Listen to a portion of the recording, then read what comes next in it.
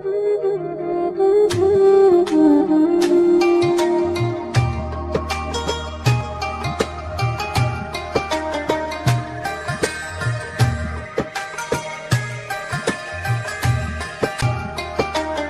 kita terlalu mencintai diri kita ini, ngilah banyak juga kejadian-kejadian mbak inagi. Ngapa? Karena kita ni tambah tua tambah kendo kulit. Bukannya tambah tua tambah belaga. Siapa tambah tua tambah belaga di sini? Poleslah dai kamu tu lo mana kina pergi umur 50 tahun, 60 tahun tu didempuli tebal-tebal pakaian-pakaian jema muda main lagi, dek ka tahu ngalah ka jema muda. Jelas dia? Tambah wala tu baju SD. Baju kecil ke? Dideka tahu nandinginya, maka harus ikhlaskan berangsur-angsur. Makanya kalau jema bagi dulu direjongkannya kan, direjongkannya rejong rukun 6 rukun tua. Tapi katanya rukun tua ada 6 perkara rukun tua. Ada 6 perkara rukun tu. Pertama, kulit telah mulai kendor. Lah kendor dia kulit. Kedua, matanya lah mulai kabur. Lah dia. Buka kacamata. Ketiga, ubana mulai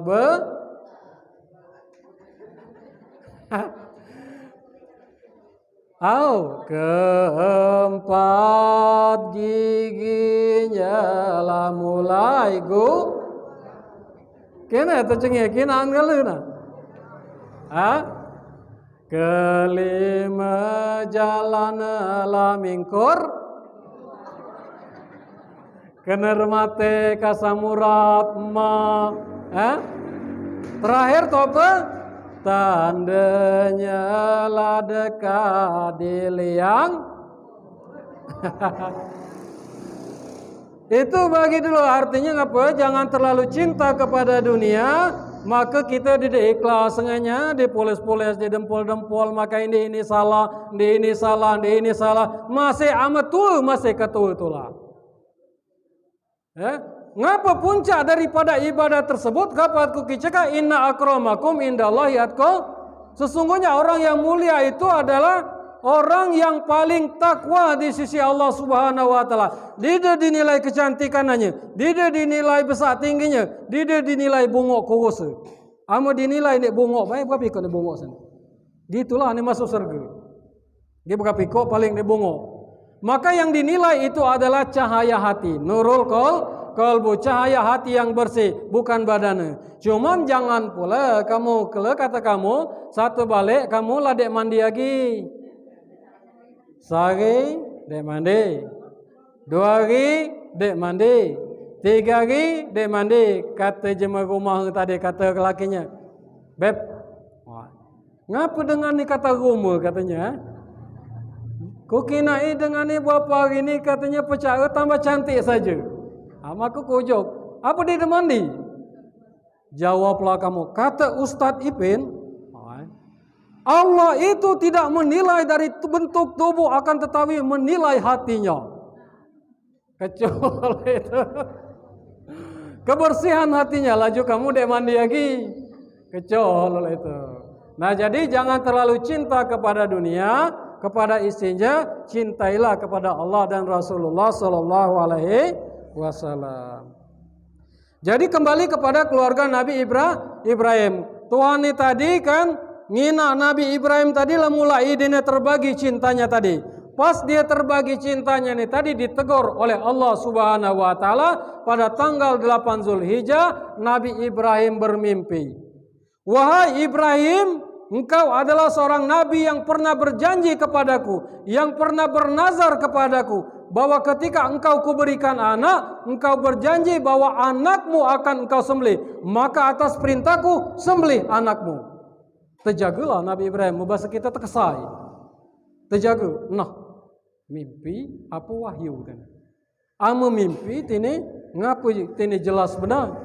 Ama wahyu tini ngapu dia jong nyembelih anak. Anak tini lama nunggunya tini kan sada ada inilah lama nunggunya dia jong nyembelih pula. Ama anak banyak lemak sembelih ni paling bangga.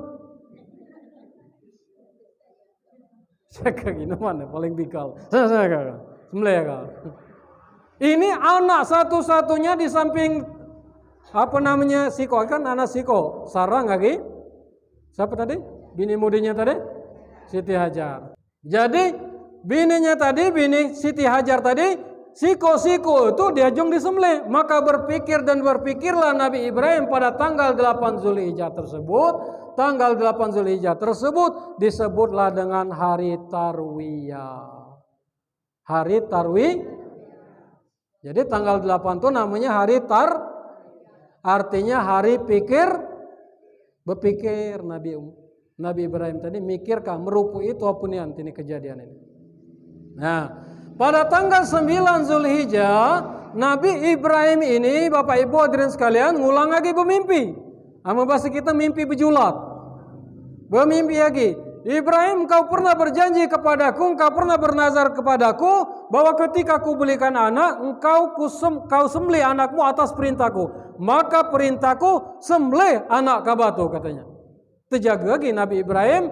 Pas Nabi Ibrahim ini terjaga, maka dia yakin karena itu jelas sekali berjulat-julat mimpinya tadi, yakin seyakin-yakinnya bahwa itu adalah perintah, adalah wahyu dari Allah Subhanahu wa Ta'ala. Jadi tanggal 9 Zulhijjah tersebut disebutlah yang namanya hari Arafah atau hari keyakinan.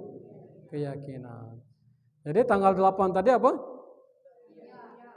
Tarwiyah artinya pikir-pikir. 9 Zulhijjah hari Arafah. Nak keruan ceritanya, kalau kamu dia keruan ceritanya itu awak jemaah Islam. 9 Zulhijjah namanya yaitu hari Arafah atau hari ama bahasa kita hari ngambil haji. Itulah jemaah kita kalau bertanam kawa kata kita kan, nanam kawa kudai ngambil haji. Jemaah ngambil haji, kita nanam kawa itu. Kemudian pada tanggal 10 Zulhijjah Nabi Ibrahim ini mantau anak Ismail. Dipantau anak tadi, L sini kabar. Dipantau Nabi Ismail tadi, wahai anakku, ayah bermimpi, akan tetapi mimpi ini ayah yakin bahwa ini adalah perintah dari Allah Subhanahu wa Ta'ala. Aku diajung nyembelih Ka'bah, lo mana menurut kamu? Ditanya anak beriman tinianya, amanah kita, der kayaknya kita. Sembelih lah nineng tu lah tu, ngapa pula nak nyembelih aku? Yalah dia. Tu apa jawaban Nabi Ismail? Wahai ayah, karena ini tadi calon nabi. Wahai ayah, kalau memang itu adalah perintah dari Allah Subhanahu wa Ta'ala, maka silakan ayah sembelih aku. Akan tetapi ayah katanya, sebelum ayah membawa ke tempat aku penyembelihan, maka aku ada 5 permintaan ayah. Yang pertama, ayah tolong kalau ayah nyembelihku, kalau bak nyembelihku, pakailah pisau dek landap nian, pakailah wali dek landap nian, agar aku tidak terlalu lama merasakan rasa sakit tersebut. Makanya kalau kita lanang, kalau nyembelih itu walinya nak landap nian, jangan menderita bina. Ini ada aku kejadian di badak kami itu, termasuk waktu ini tadi, pacar ada nyembelih, nak nyembelih benar. Saat udah nyembelih ini tadi berangkat makan lagi, makan bekayu, daun bekayu di badak-badak itu. Ngapa dia desian kita ngina itu? Oi sembelih lagi, jika jangan sembelih lagi dia boleh. Dia Dia boleh. Padahal menyembelih hewan yang besar itu kata mudah karena ugatnya dikit. Yang sulit mati itu sebenarnya ayam. Ayam dia ada ugat besar, apa namanya? Kalau anu tuh ugat besar di sini, kiri kanan kecil be. Kalau ugat ayam itu terkeliling, makanya harus belajar ilmu fikih itu kan. Banyak kita ni dinda agi belajar asal mata wali landap disembelih, lele dicikok kapul. Ada ni nyembelih ayam tu dicikok kapul. Ucapan ini tapi je kau sambil ngudot pula kadang banyak kejadian ini kan. Tercapek ngerokok dia dipacu lagi. Sambil nyembelih Bismillahirrahmanirrahim. Bismillahirrahmanirrahim. Bismillahirrahmanirrahimnya lah dia meleleh tu. Bismillah baik. Kalau bismillah tu antak kaki kita nak ke mana-mana artinya bismillah. Doa keluar rumah tu apa? Bismillah. Bukan Bismillahirrahmanirrahim. Tawakkaltu 'ala Allah la haula wala. Meleleh mbak itulah pula Bismillahirrahmanirrahim itu kalau nikmat tersebut sudah ada di depan kita, maka kita nikmati. Baru Bismillahirrahmanirrahim. Artinya nikmat yang ada di depan kita tu ialah paca kita makan, baru Bismillahirrahmanirrahim. Misalnya tidak apa Ustaz doa keluar rumah lu mana? Cukup Bismillah ya Allah, lindungilah aku dalam pergi dan pulangnya perjalanan aku di dalam mencari rezeki untuk keluarga. Kamu tidak hafal Bismillah tawakal tadi? Kalau Bismillah tawakal dia hafal. Ya. Jadi itu apa tadi? Makai pisau yang tajam, ya landap. Udem itu meleleh itu. Kalau ibu-ibu ceritakan ke lakinya, kamu nak meleleh. Ini ceritakan walaupun kamu didekam bagikannya ceritakan. Meleleh itu bukannya di pangkal sini. Bukan di sini. Di ujung paling pucuk sini.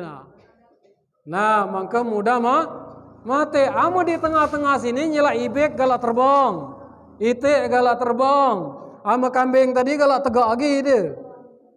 Ya, itu.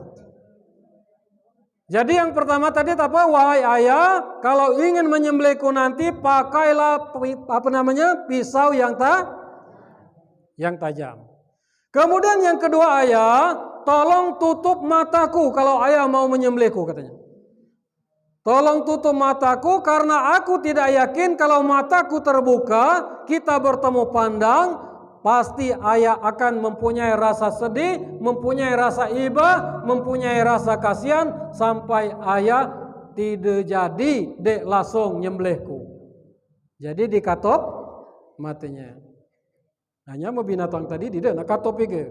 Boleh dikatop kalau cupingnya panjang, kalau kambing. Ya, kalau cupingnya panjang. Jadi aku balik ke kepik dikit. Ini perlu gila aku simpang ke dikit. Jadi nyembelih hewan itu, Pak, khusus sekambing, kayak sapi, pas kita geribak itu jangan gupo pas dia lah tertidur tuh. Karena kalau dia lah tertidur tuh kulu kilel daga tadi masih tegang. Daga tadi masih tegang, makanya banyak amis. Sebenarnya jima meleleh itu dia tidak amis. Cuman karena dia ilmunya maka dia amis. Nah, dikusuk ikudai, baca salawat atau baca takbir ama kita meleleh korban. Dia lah tenang, kan lah tenang hewan tuh, binatang tuh. Aku ni kadang-kadang galak pula tercampur-campur bahasa ni. Bahasa Indonesia hewan, binatang. Inilah macam dusun ni kadang-kadang dah galak tercampur-campur bahasa ni. Aku ke Jakarta dulu, itulah bu, sampai ke Kalideres. Malu kan ya? Kata umakku, nak ama kabar katanya merantau ke Jakarta, sampai ke Kalideres tu nak harus bahasa Indonesia. Kita di dusun ni kan galak salas, galak terpericul. Jika bang, tolong turunkan kartu saya yang kijitannya merah itu. Lah tahu, anu tu tadi kan, aku tadi kijitan merah, aku batan tadi, awak keruan kena tadi, cuma kita, itu. Sudah lama sebenarnya saya tercancang nunggu di sini. Bahasa Indonesia, tu pergi col itu galak. Pelayan sini, minta 2 perit. Pak katanya dia dupret di sini yang ada sprit, aneh besar tuh lah katanya. Ambil karena tini 4 kali tulah minum sprit tekuncang itu tadi kan pas dibuka nganjak. Nah ayah apa ini melompat nih. Cuma kita doson. Satu diminum asa sembadu. Nduk gigit. Topu ini katanya. Bagi semut sembadu ini katanya kan. Ah itu. Jadi sampai kemana tadi? Maka kamu tadi tekan tuh Pak itu.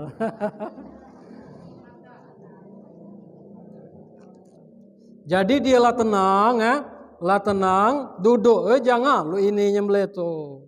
Duduk lu ini. Ya. Lu ini disendekok kali ini. Nah, lu ini melilit tuh. Nah. Jangan lu ini. Ini banyak nih melilit. Ada nih pacul pala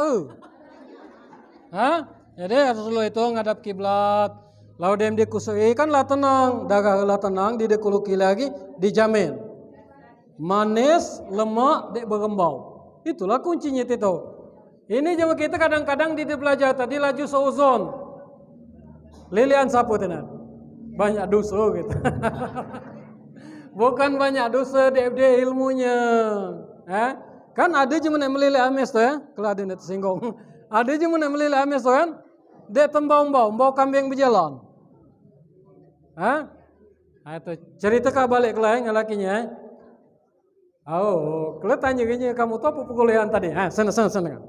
Aku nunjuk cara meleleh. Nah tadi sampai kemana? Ditutup mata. Kemudian yang ketiga katanya, yang ketiga tolong ikat kaki dan tanganku.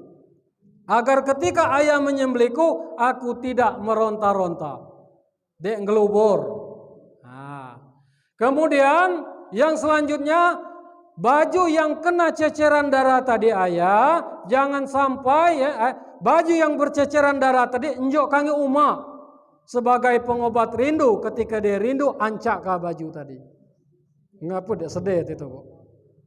Kemudian yang terakhir ayah, jangan sampai anak-anak tuh lewat lagi di depan rumah kita. Aku takut ketika Ibunda Hajar melihat anak-anak, maka ia akan sedih mengenang tentang diriku. Sehingga dibataklah Nabi Ismail tadi ke namanya Mina. Mina, bukan Mina sini. Bukan Ibung Mina. Mina, ke Mina. Kemudian di tengah perjalanan, setan kepanasan. Kandek ngurungka perintah Allah Subhanahu wa Ta'ala. Kata setan tadi diganggunya siapa pertama? Nabi Ibrahim. Wahai Ibrahim, engkau bodoh Ibrahim, anak yang telah lama engkau nanti-nantikan, belagak, calak, pintar, maka kau akan nyembelih anak nih, bangga kau katanya. Kata setan tadi, tanpa banyak basa-basi Nabi Ibrahim ngambil batu telempak ke setan tadi, kenalah pala. Nah, gagal ini tadi, setan ini tadi gagal mengganggu Nabi Ibrahim, maka diganggunya Siti Hajar. Wahai Siti Hajar, engkau tahu akan dibawa kemana anakmu? Di dekruan katanya, anakku tuh katanya kadibata jalan-jalan. Bangga kaba Siti Hajar, anak kaba tuh bukan dibata jalan-jalan, anak kaba tuh kadilili ngalaki kaba tuh, kadisembelih Tuh apa jawab Siti Hajar? Kamu ngambung kamu. Ngambung kira-kira koracon nengah balik lah. Dek kakak lu lagi koracon. Tuh apa kata Siti Hajar? Wahai iblis, jangankan anakku. Kalau itu memang perintah Allah, aku sanggup dililik pula. Itu istri yang lah dia jo nganggau, cakap pula, dililik sanggup pula. Sanggup tidak? Nek mana kamu nak sanggup? Cakap dia jo nganggau, apa dililik? Gila yang ada. Ada nengira ada sanggup kan aku. Nenek kalau.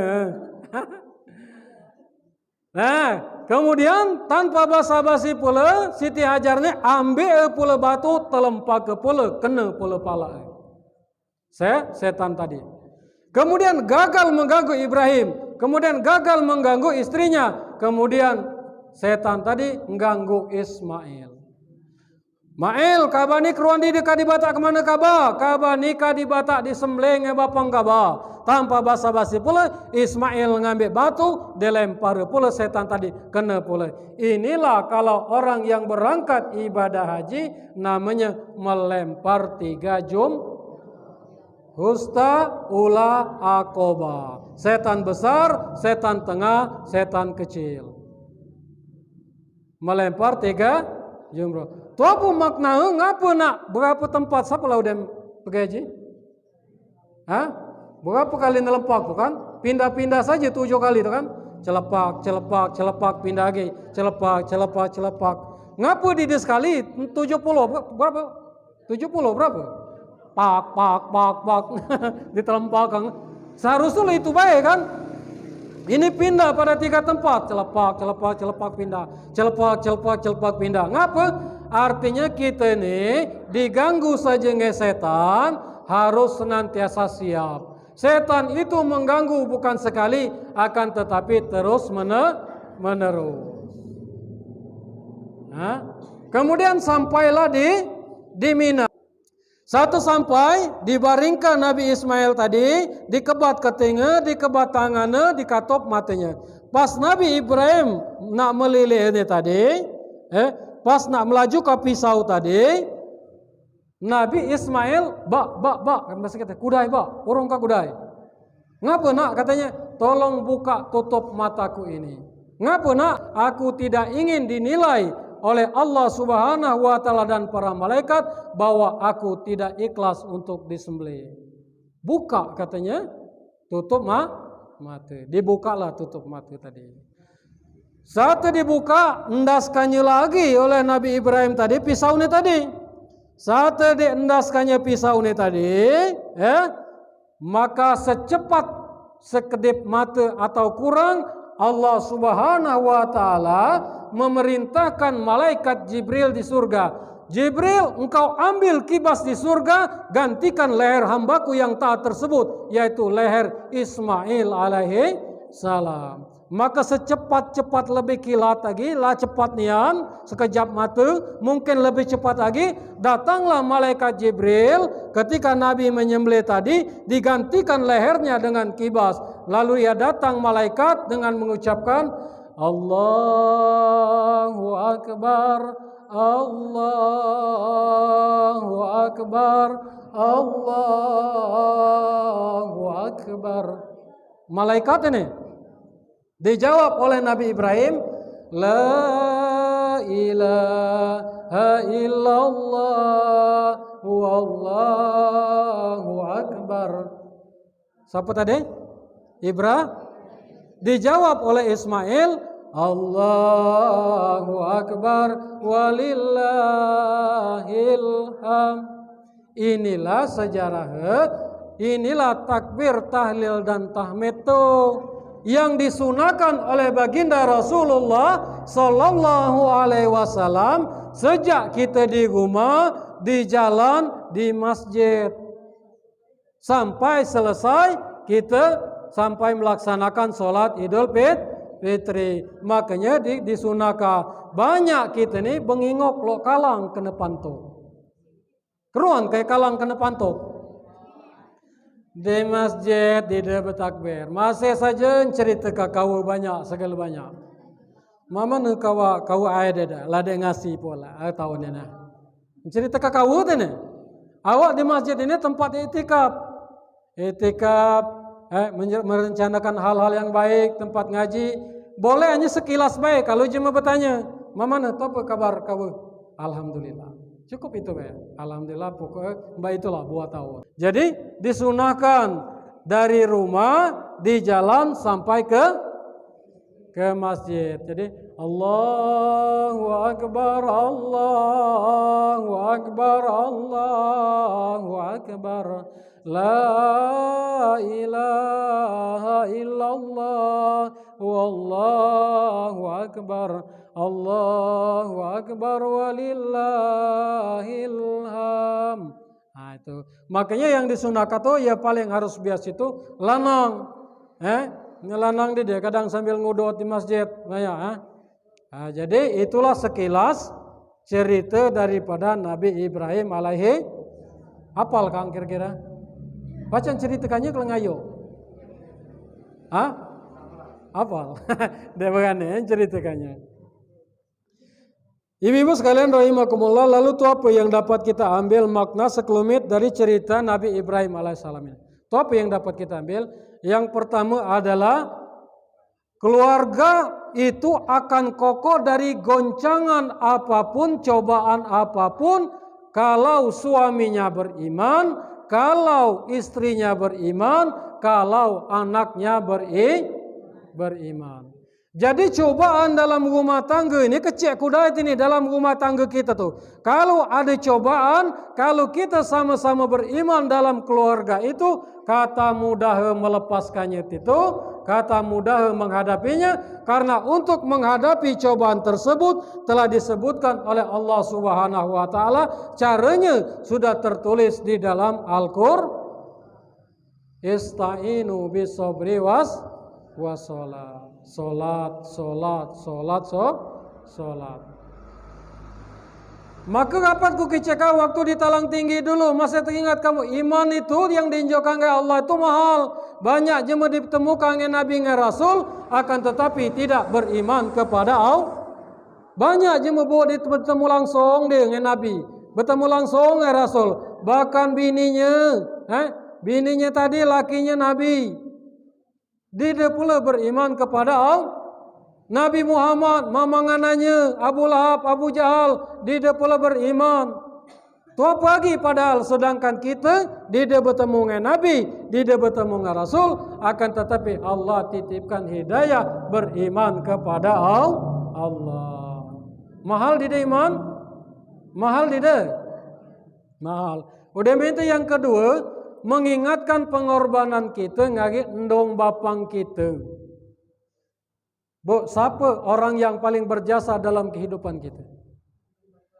Siapa? Siapa orang yang paling berjasa dalam kehidupan kita? Endong bapang. Yang paling banyak yang mempertaruhkan nyawa siapa? Ibu. Nah, kita di dalam kandungan ibu 9 bulan lebih lamanya. Kemana kina dibatai? Kaye dibata, ke kebun dibata. Dibatai kemana kina? Makanya aku dapat ngomong lanang itu harus menghargai. Sayyidina Umar itu walaupun renges lo mana bae dia ngagi bini takut dengan bini. Aku takut ngagi ada kamu ya. Takut tadi ngapa? Menghargai. Menghargai. Aku empai ku terai liku bata niu tido ku bata liku kan ke kebun ku bata. Dek tatata yagi bata tido kulu kile. Maka kamu betina 9 bulan lebih kulu kile bata kandungan tadi. Tido salah, ngelentang salah, bebaring salah. Yang paling berjasa adalah ibu. Nah, berharap semoga kelak anak lahir ini menjadi anak yang sehat, menjadi anak yang soleh dan soleha. Setelah lahir, seketika ngina anak tadi, hilanglah rasa cemas, hilang rasa sedih, rasa sakit, bersimbah darah, bahkan nyawa menjadi taruhannya. Ngapa? Karena ngina anak tadi lah ada di pangkuan kita. Lah udem pula dihidupi pula isan dikecil sampai besar. Lah diasuh, lah disuapi, dibuat bak seorang raja. Maka waktu khutbah kemari ku sampaikan, jema banyak nangis tentang dong tu. Ku sampaikan, banyak orang mengaku cinta dan sayang kepada orang tua, ketika ayah atau ibunya meninggal dunia, dia seolah-olah ndonga atau bapaknya minta, nak tolong mandi ke aku sekali bae.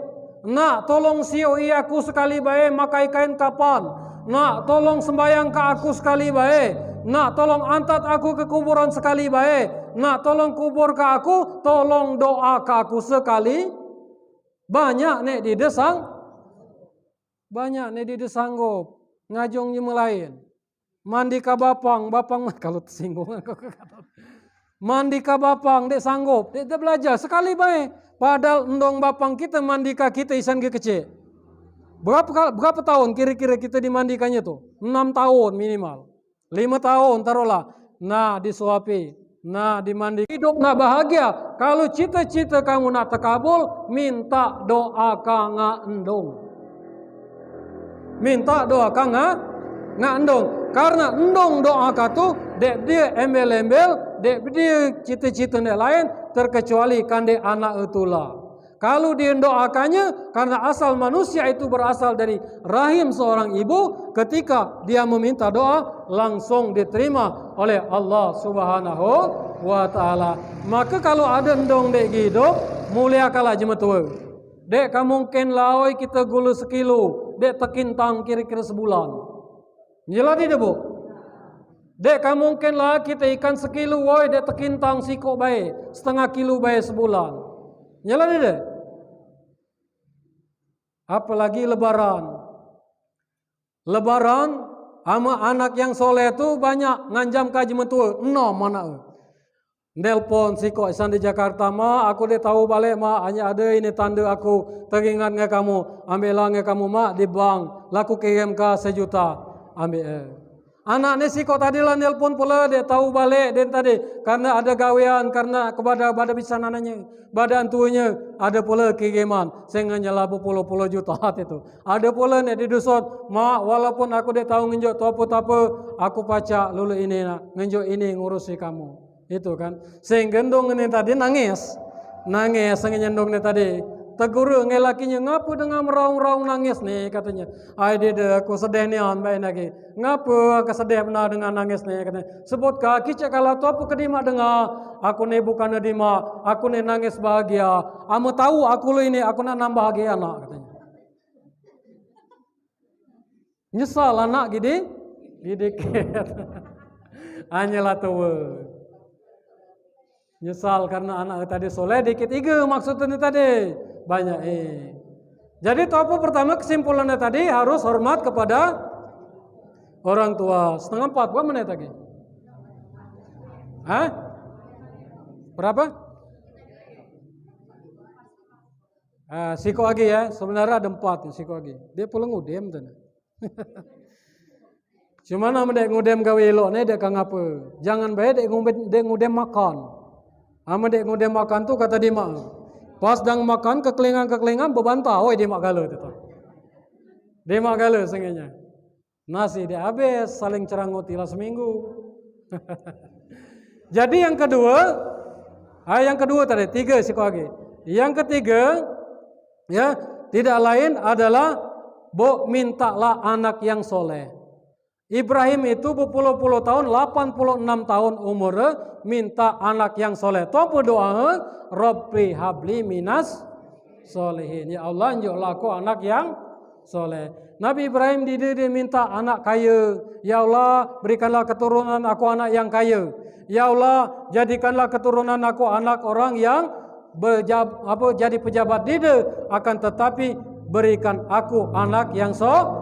Karena anak yang soleh inilah merupakan aset dalam kehidupan kita yang akan membuat diri kita bahagia, diri kita tentram di dunia wal di dunia di langit jeka. Nyela tu apa doa ha? Tu apa doa ha? Rabbana hab lana min azwajina wa zurriyatina. Maka tidak ada doa yang paling sering dibaca oleh Rasulullah, yaitu doa Rabbana hablana. Jadi anak yang soleh lemak dipandang, sejuk di hati. Nyelaji ko bini tu amal lemak dipandang, sejuk di hati. Sampai kita di dua lah tercengih. Dia cerungam. Dia cerungam. Kebila dia mata duit cerungam. Buat kakupi lah dinda lagi. Jadi mintalah anak yang minta anak yang soleh. Demi Allah bu, pangkat jabatan harta kita tu yang kita anggap itu kan menjamin hidup kita bahagia, ternyata tidak bahagia. Banyak ige jema kaya sarak. Banyak ige jema kaya ribut dek tentram dalam keluarganya. Ribut bergebut banda. Ndong bapa ngelum mati lah bergebut. Kalaulah harta kekayaan itu akan membuat diri hidup manusia itu bahagia, dek kabe dia jema bercerai, dek kabe dia jema ribut, dek kabe dia jema bergebut banda. Ngapa terjadi lolo itu? Karena mereka tidak punya ilmu, karena mereka jauh dari Allah. Kalau jema dekat dengan Allah, dia pacak nikmatinya. Nah, ada pisang sesisik, dek temakan lagi dinjok ka ngai tetangga. Dide ngok buruk kulit, empai dinjok ka. Lah terbucur-bucur makan pisang. Dinda ngenjok kanya ngejema, amaruti lah tengi. Empai dinjok ka ngejema. Jelas tidak? Nah, jadi mintalah anak yang soleh. Ibu bapak hadirin sekalian rahimakumullah. Habis kira-kira ya. Saya kira inilah yang dapat saya sampaikan pada perjumpaan pengajian kita hari ini, bulan ini. Mudah-mudahan bermanfaat. Tuapu-tuapu yang kasar tadi, bukan aku nak nyinggung, bukan aku nak lain sebagainya, akan tetapi untuk memperbaiki diri kita. Bukan aku yang terbaik, sama-sama bagi lo. Ibu bapak hadirin sekalian, bikinlah bapak ibu hadirin sekalian rahimakumullah. Semoga kita selalu dalam keadaan sehat walafiat. Allah matikan kita dalam akhir hayat yang baik, yaitu husnul khotimah. Amin ya rabbal alamin.